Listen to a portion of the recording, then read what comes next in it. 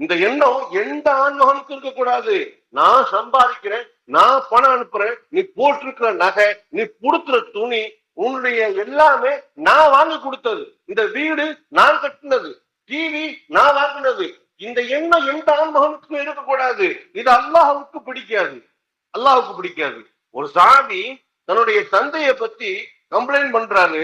அப்ப அந்த அந்த நீளமான ஹதீஸ் சுருக்கமா சொல்றேன் உங்களுக்கு.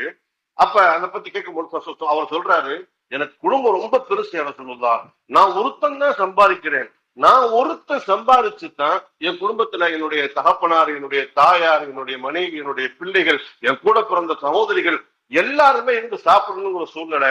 அப்படி சொல்லும் போது சொன்னாங்க, நான் சம்பாதிக்கிறேன்னு சொல்லாதீங்க, இவ்வளவு பேருக்கும் அல்லாஹால ரிஸ்க உங்க கையில கொடுக்குறான், உங்க கையில கொடுக்குறான். ஏன்னா இவங்க எல்லாம் உங்களுடைய பொறுப்புல இருக்கிறாங்க.